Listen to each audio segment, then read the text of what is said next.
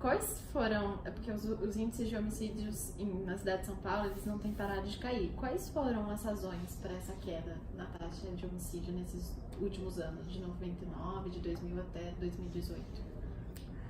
Na verdade, a gente observa que houve uma queda bem acentuada no início da década lá de 2000 a 2010. Em 2000, nós tínhamos números de guerra, nós tínhamos 5.174 homicídios por ano na cidade de São Paulo. Chegando no ano de 2010, né, nós alcançamos o número de 1.196 homicídios. Então a gente saiu de uma taxa, que era uma taxa que a gente chama de epidemiológica, é uma taxa doentia, de países deflagrados por grandes conturbações sociais, até um índice que é aceito, considerado pela Organização Mundial da Saúde, a OMS, como um índice controlado, que é o índice abaixo de 10 homicídios por cada grupo de 100 mil habitantes. Quando se fala em crime de homicídio, a gente sempre deve levar em conta essa taxa, que é consagrada mundialmente. Então tínhamos um índice acima de quase 50 homicídios por grupo de 100 mil habitantes, chegamos a um índice inferior a 10. A gente pode atribuir essa queda a uma série de fatores. Sem dúvida, a questão do controle de armas, que entrou na pauta, né? Diversos grupos sociais se mobilizaram nesse sentido, a nova lei de armas. A gente também pode atribuir essa melhora, essa baixa no número de homicídios a uma série de medidas sociais, como, por exemplo, o controle do funcionamento de bar, uma melhor distribuição de renda, aprimoramentos na periferia, nos aparelhos urbanos. Mas o que se costuma deixar de levar em consideração, e que a nosso ver, como profissionais da área de segurança, talvez seja um dos fatores mais relevantes, é que houve efetivamente um plano, houve uma atuação da polícia, nas políticas de segurança pública, voltada especificamente para a redução dos índices de homicídio, né? Eu me refiro, em especial, ao Plano de Combate aos Homicídios Dolosos, que foi elaborado lá em abril de 2001, veja, exatamente naquele momento em que se percebeu essa mudança na tendência, uma queda, o início de uma queda bem significativa no índice, nos dados referentes aos homicídios aqui na capital, né? Então esse plano de combate aos homicídios, ao meu ver, foi uma das peças-chave para isso. E como que foi executado esse plano de redução de homicídios pela polícia? Esse plano ele foi resultado de estudo feito por todos os policiais que trabalhavam lá no Departamento de Homicídios e de Proteção à Pessoa, o DHPP. O que é o DHPP? É um departamento que é especializado no combate aos homicídios e também a proteção às vítimas, testemunhas, né? Que também é importante isso, proteger a vítima para que ela possa prestar um depoimento sem ter medo de ser depois vítima de agressão, até mesmo de um novo homicídio. Né? Então, fizeram-se diversas reuniões com profissionais que trabalhavam lá, 20, 30, né? Profissionais antigos, profissionais experimentados, para troca de ideias, troca de experiências, e se concebeu então um plano de combate aos homicídios. Tem diversos pontos esse plano de combate aos homicídios, que eu não sei se são exatamente 15, enfim, são diversos pontos importantes, mas temos 3 pontos mais importantes, que a gente reputa assim que a gente pode destacar e que a gente entende que foram mais significativos para a diminuição do número de homicídios. O primeiro foi uma maior interação entre os policiais e com a comunidade. O que significa isso? A polícia especializada, o Departamento de Homicídios, atua na repressão, na prevenção, né, de maneira indireta, ao crime de homicídio. Nós temos as delegacias de polícia, que trabalham nos bairros. Nós temos a polícia militar, que faz o policiamento preventivo. Nós temos as guardas municipais, temos os aparelhos da municipalidade. Ninguém se conversava efetivamente. Então, uma das ideias do plano foi que todos esses órgãos passassem a conversar, né, sobre a realidade criminógena das regiões, né?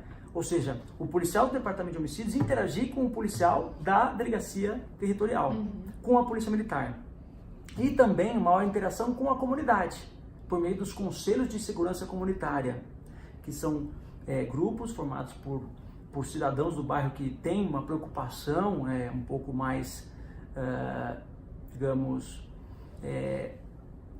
ali introjetada, pessoas que são ligadas ao comércio, pessoas que são ligadas a determinados segmentos sociais que realmente perceberam a importância de dedicar um pouco do seu tempo, né, da sua vida às questões públicas. Sim. Esses são os conselhos, Conselho de Segurança Comunitária. Então a gente passou a interagir mais com esses segmentos, com a comunidade, com a sociedade civil, porque uma coisa que é fato, se não houver uma boa informação, a investigação de homicídios não prospera. Você precisa de uma boa informação. E como é que a boa informação chega para a polícia? Se a comunidade confiar na polícia, a comunidade tiver a certeza de que a polícia vai investigar, vai prender o autor, que aquela informação vai ser importante para esclarecer aquele homicídio. Então é uma via de mão dupla. Quando a comunidade confia na polícia, a polícia tem a informação necessária para poder defender a comunidade. Então essa integração entre os diversos segmentos públicos e dos segmentos públicos com a comunidade, entendemos que é algo extremamente relevante, um ponto essencial para o combate aos homicídios. E de fato nós passamos a fazer reuniões constantes, né? Procuramos fazer eventos, encontros, reuniões de tempos em tempos nas delegacias regionais, nas delegacias territoriais, para poder estreitar laços, trocar informação. Até porque a gente sabe que os autores, por exemplo, de roubo, uma hora eles praticam um latrocínio. Os autores de crimes de tráfico de drogas, uma hora eles praticam um homicídio, né? Então, quer dizer, essas informações desses diversos tipos de crimes precisam ser intercambiadas entre os diversos segmentos para que a investigação de homicídios prospere, né? Para que ela tenha melhor êxito. Essa é a primeira estratégia, basicamente, da nosso plano de combate aos homicídios. Aqui reputamos talvez uma das mais importantes. Uma segunda estratégia seria adotar a cultura da prisão, né, dos autores de homicídio, dos autores de latrocínio, principalmente aqueles contumazes. O que é um latrocida contumaz, um homicida contumaz? É aquele que não mata um, não mata dois, não mata três, ele mata 5, 6, 8, 10. Por quê? Porque ele se sente à vontade. Ele pratica um crime de homicídio e continua circulando na sociedade, espalhando medo, impondo a chamada lei do silêncio, né? Então as pessoas se sentem constrangidas em denunciar, em colaborar com a polícia, porque elas sabem que o autor continua andando por lá. E por que se falou no reforço dessa cultura da prisão? Porque o departamento de homicídios, historicamente, classicamente, sempre foi tido como um departamento de elite responsável pelo esclarecimento dos crimes de homicídio. Mas uma vez esclarecido o crime de homicídio, se não fosse surpreendido o autor do homicídio ou do latrocínio no local do crime, o que se costumava fazer é deixar para que a polícia especializada na prisão de autores, o pessoal da delegacia de capturas da Polícia Civil, ou a Polícia Militar, a Guarda Civil, se incumbissem da prisão desses autores de homicídio, né? O que nós passamos a fazer? Tão logo chegássemos ao nome do autor do crime de homicídio, já passamos a realizar esforços para a mais rápida prisão desses autores de crimes, principalmente quando se tratasse de homicídio, de homicida ou de latrocida contumaz, os chamados pés de pato, né? Quem são os pés de pato? Ficaram famosos na década de 80, 90 na cidade de São Paulo. Eram aqueles sujeitos que eram contratados por comerciantes, contratados por pessoas da comunidade para praticar homicídios, né? São os matadores de aluguel. Então esses não podiam permanecer na rua. Uma vez identificados, houve então essa percepção da necessidade de tirá-los o mais rápido possível do seio daquela comunidade, para que a lei do silêncio não imperasse e a comunidade se sentisse confortável, né, em colaborar com a polícia, né? Depois, uma terceira estratégia do plano de combate aos homicídios que nós reputamos extremamente importante foi a melhora qualitativa da investigação policial. Como é que você melhora a qualidade da investigação policial? A investigação policial, ela se materializa por meio do chamado inquérito policial, que nada mais é do que uma garantia do cidadão de que haverá um procedimento escrito, formalizado, né, que garante que não há nenhuma investigação secreta, uma investigação que chegue a resultados que não possam ser demonstrados. Ou seja, existe uma causa, existem uma série de evidências que levaram à conclusão de que um determinado indivíduo é autor de crime. É assim que deve ser. O inquérito policial é justamente esse instrumento de garantia do cidadão contra o arbítrio do Estado. Então nós entendemos que o inquérito policial de homicídios, né, assim como os demais, mas de uma maneira especial, porque a gente está tratando do chamado crime-rei. Vocês já ouviram falar do crime-rei? O crime-rei é justamente o homicídio. O homicídio é o chamado crime-rei. Por isso que é o crime que inaugura o nosso Código Penal. O primeiro artigo do Código Penal que trata de crimes é o artigo 121, que cuida do homicídio, o crime-rei. Requer efetivamente, então, a investigação, o inquérito policial que trata de homicídio precisa de uma atenção especial. O ideal seria que nós não tivéssemos nenhum caso de homicídio sem esclarecimento. Esse seria o ideal, né? Porque trata-se de uma vida humana.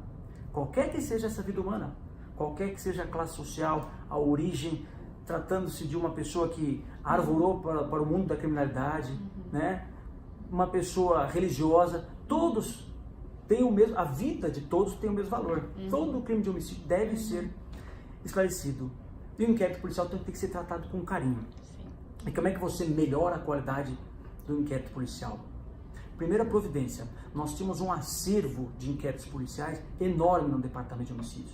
Então procurou-se, a partir de conversas com o Ministério Público, conversas com o Poder Judiciário, com a comunidade, perceber-se quais eram efetivamente os inquéritos policiais em andamento que tinham alguma perspectiva de esclarecimento, que poderiam permitir chegar à autoria.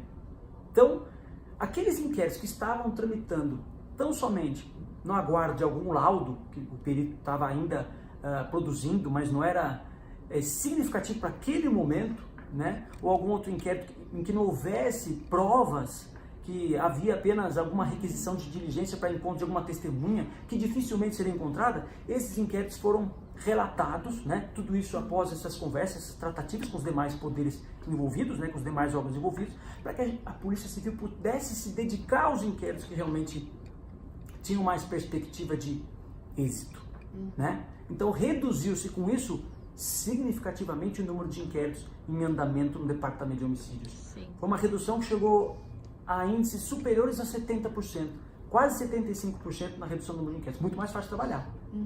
Muito mais fácil de trabalhar, né? Então passou-se a trabalhar com aquilo que realmente era importante.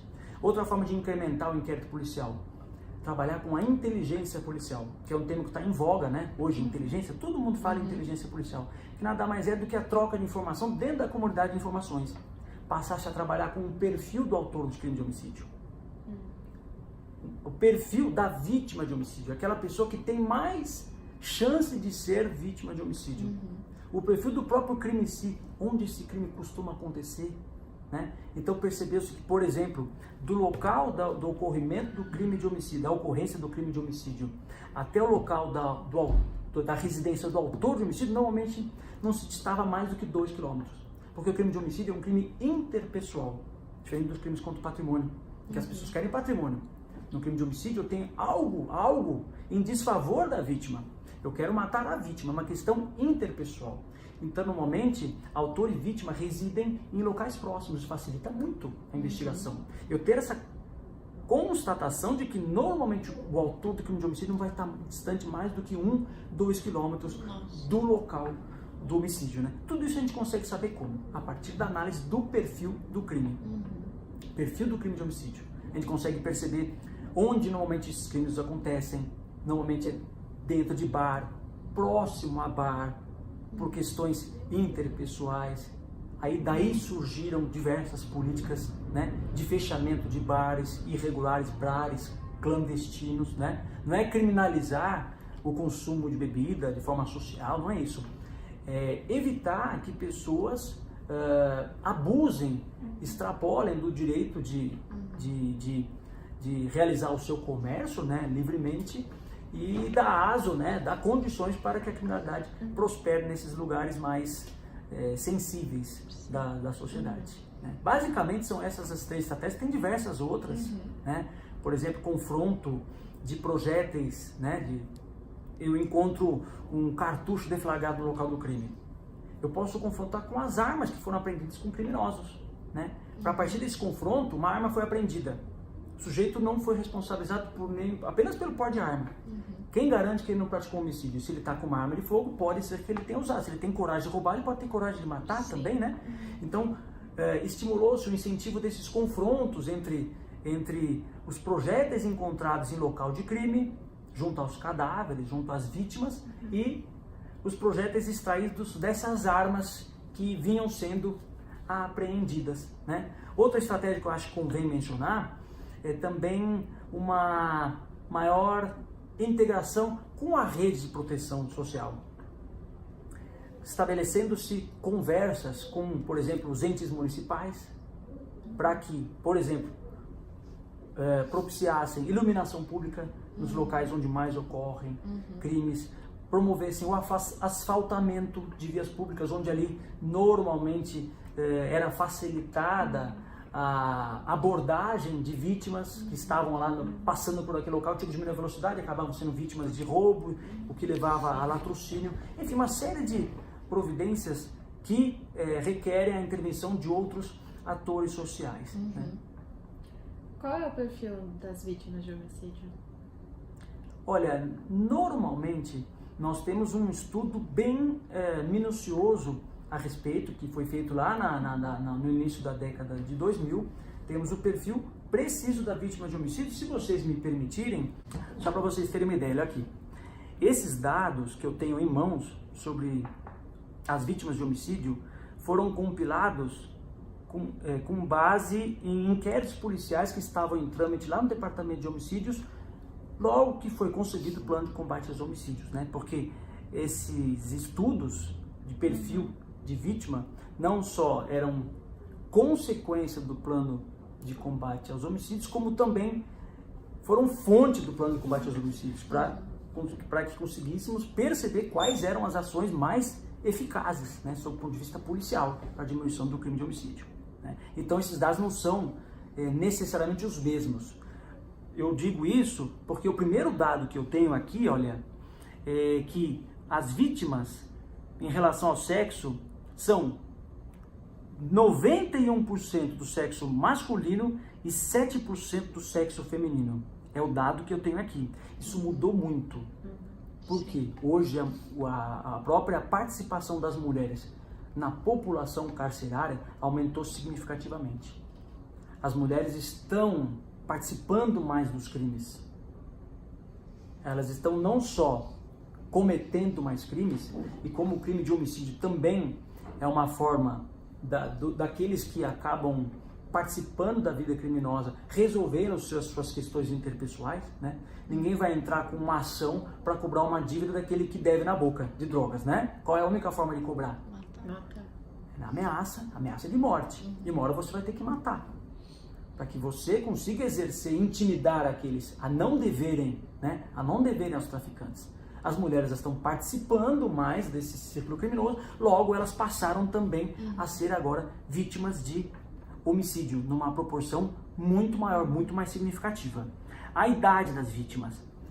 Nós temos hoje um número não tão distante daquele que nós tínhamos na década, né, no início dos anos 2000. Então vejam que naquela época, as vítimas com a idade entre 18 e 25 anos de idade representavam quase 40% das vítimas. Depois, de 26 a 30, 16%. E de 31 a 35 anos, 10%. Somando 40 mais 16 mais 10, 40 mais 16, 56 mais 10, 66. Então, ou seja, 66 dos 18 aos 35 anos. Porque é de fato a idade onde nós encontramos também, né, a nossa população criminosa. Né? A nossa população criminosa. Significa dizer que para ser vítima de homicídio necessariamente eu devo ser criminoso? Evidentemente que não. Né? Mas, via de regra, é a idade ali em que também as pessoas, as paixões humanas afloram de forma mais candente, né? Mais forte, né? Então, as pessoas, elas...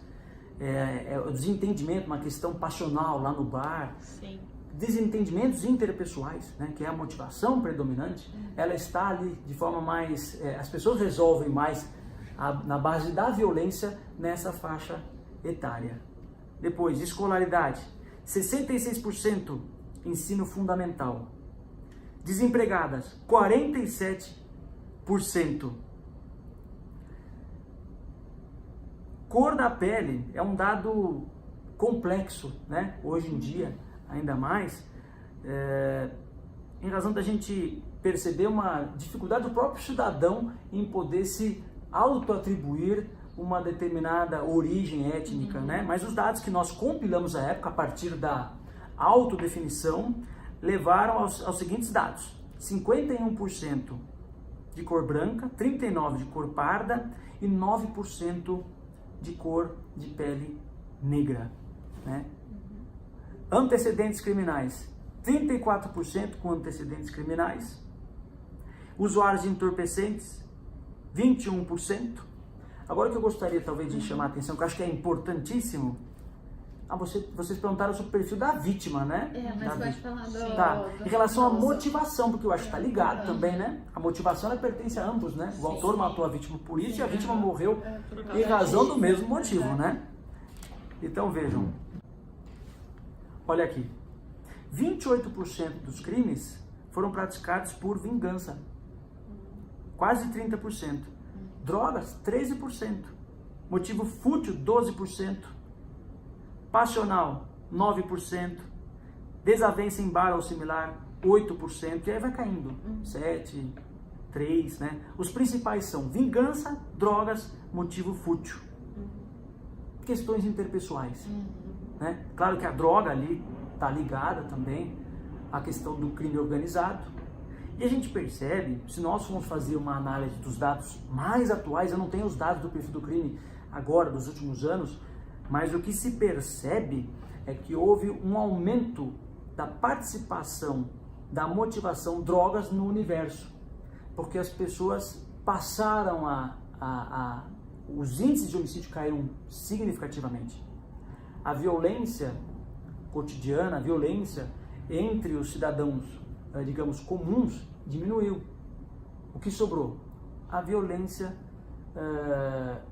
digamos, desencadeada pelas organizações criminosas. Aí está ligada à cobrança de drogas. Então a droga certamente ocupa hoje uma posição de muito maior destaque, né? Dentro nesse quadro de motivações. Então os homicídios costumam ocorrer mais nas zonas periféricas. Sim, sem sombra de dúvida. Isso é bem claro. Quando a gente observa o mapa da cidade de São Paulo, a gente observa que nas periferias, nas regiões mais periféricas, né, sobretudo ali na região de Santo Amaro para baixo, a nossa 6ª Delegacia Seccional de Polícia, e no Fundão da Leste, 7ª Seccional de Polícia, região de Itaquera, região de São Mateus, que é a 8ª Seccional de Polícia, né, nós temos uma grande concentração dos crimes de homicídio e, em geral, dos crimes contra a pessoa, né? Os crimes contra a pessoa. E nas regiões centrais da cidade de São Paulo, nós temos a grande concentração dos crimes contra o patrimônio. Não obstante, tem havido, nesses últimos anos, uma ligeira modificação nesse quadro também, porque temos hoje muitos crimes contra o patrimônio também nas regiões periféricas, né? Os crimes contra o patrimônio se espalharam um pouco mais. Os de homicídio continuam concentrados na periferia. E além do plano de combate ao homicídio, também houve aumento da frota de policial nas ruas ao longo dos anos? Veja, na verdade houve uma diminuição da frota de viaturas nas ruas. Eu não tenho os dados exatos da Polícia Militar, né? Eu não tenho os dados da Polícia Militar, que é responsável pelo patrulhamento, pelo policiamento ostensivo, né? Eles atuam em determinadas regiões para evitar que o crime ocorra. Então o foco é principalmente preventivo. Não que a Polícia Civil não trabalhe também com prevenção, né? Mas No que diz respeito à Polícia Civil, que a gente pode dizer que houve uma diminuição enorme. Primeiro que a Polícia Civil, ela não realiza um patrulhamento ostensivo. A Polícia Civil também tem órgãos que trabalham, policiais que trabalham uniformizados e órgãos que atuam com viaturas caracterizadas, viaturas com bandeira, identificação, né, como vocês encontram normalmente pela rua, né, grupos mais táticos, né, o GAR, o GOI, só que eles atuam no chamado policiamento preventivo especializado, que é uma das funções da Polícia Civil. A Polícia Militar trabalha com policiamento ostensivo, a Polícia Civil trabalha com policiamento, com a investigação, né, que é a repressão ao crime, e também com policiamento preventivo especializado. Como que é feito o policiamento preventivo especializado? A partir da análise de indicadores criminais. Também a investigação, também é uma investigação, mas especializada a diminuir uma criminalidade, por exemplo, em determinada região. Eu percebo que estão ocorrendo diversos crimes na Henrique Schaumann com a Avenida Brasil. Eu vou colocar vou colocar equipes lá atuando com inteligência para tentar chegar aos autores desses crimes. Né? Então esse é o policiamento preventivo especializado. Trabalha com a inteligência, vai atuar também de uma forma muitas vezes ostensiva, mas focada em uma análise de inteligência. E por que eu falo que houve uma diminuição significativa? Porque nós temos 14 mil policiais civis a menos no estado de São Paulo em relação à década de 90. Né? Nós temos um efetivo em torno de 32 mil, é o nosso quadro de policiais, nosso total, nossa população. Desses 32 mil, nós temos 14 mil a menos hoje. 14 mil a menos, então é um efetivo enorme. Então a gente tem que concentrar os recursos, né, na investigação. Na investigação, concentrar em áreas estratégicas. Não tem outro jeito. Em relação à Polícia Militar, a gente sabe que, né, por dados que a gente encontra aí nos sites oficiais, que também há uma certa defasagem, principalmente quando se considera o crescimento populacional. Então, enquanto a população do estado de São Paulo, lá do início da década de 90, agora para quase 2020, aumentou consideravelmente, né?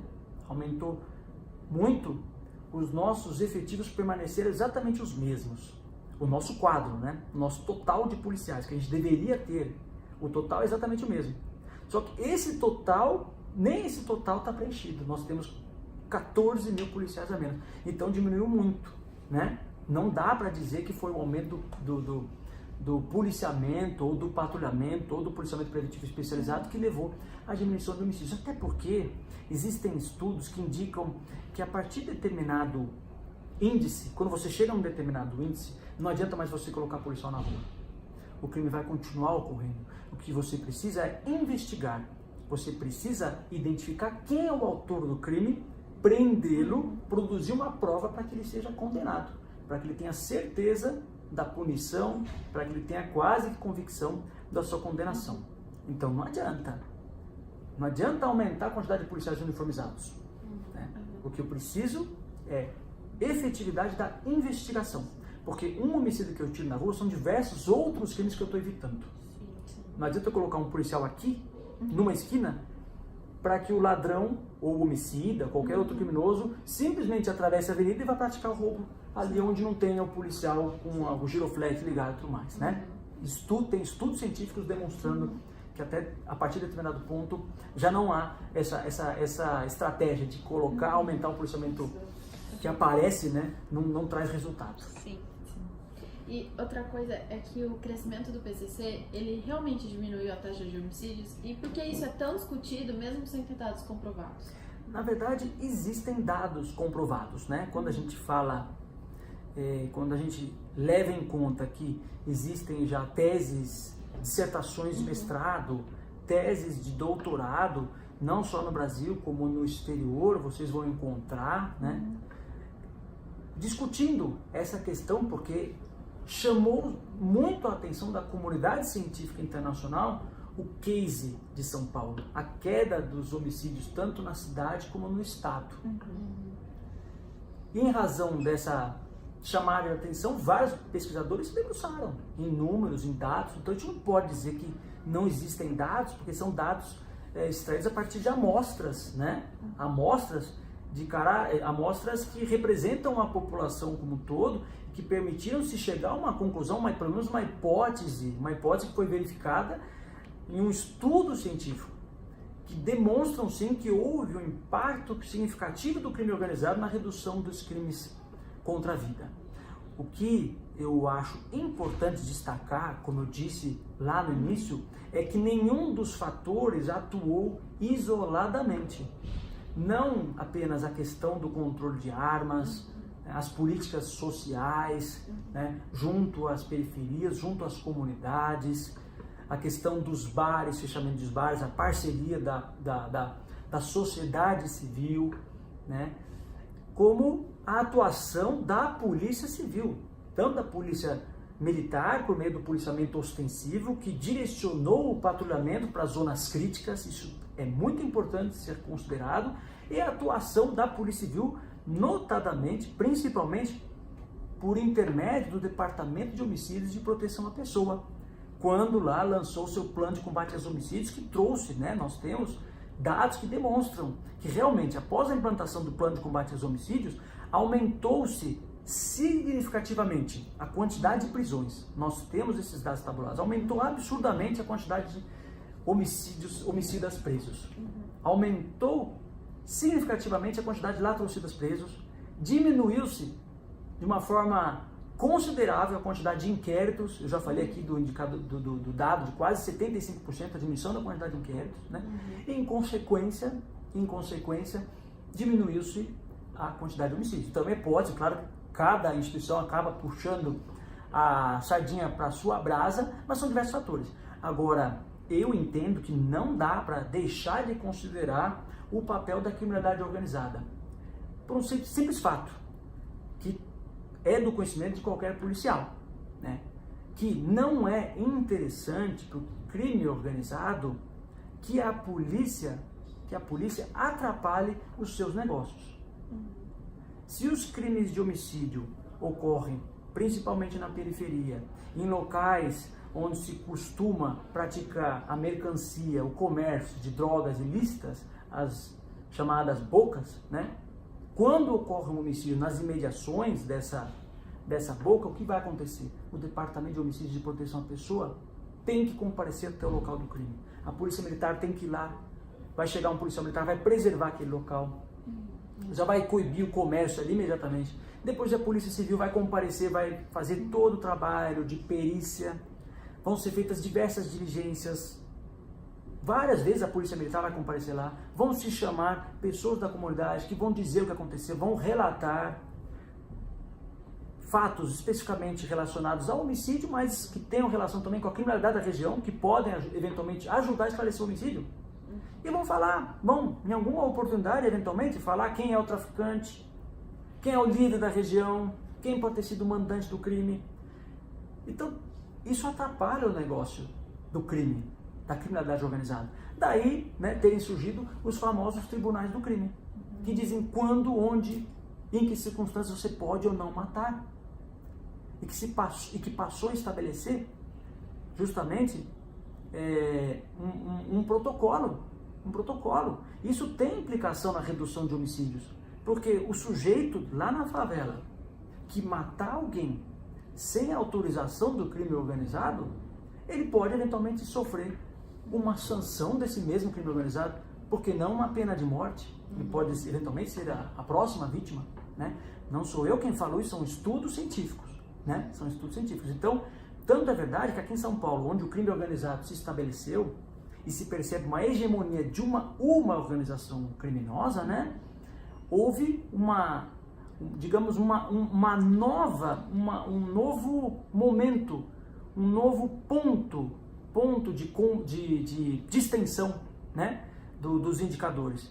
Lá, do começo da década de 2000 até mais ou menos 2008, 2009, e depois uma outra trajetória forte de queda nos índices de homicídios a partir desse momento em que o crime organizado passou a se tornar algumas organizações criminosas passaram a se espalhar pelos demais estados da federação e até mesmo outros países, né? Então eles se organizaram, estabeleceram um modo de agir dentro de São Paulo, e depois que o sistema prisional aqui passou a ser dominado hegemonicamente por determinadas organizações criminosas, o crime passou a cair absurdamente. Qual passou a ser o próximo passo do crime organizado?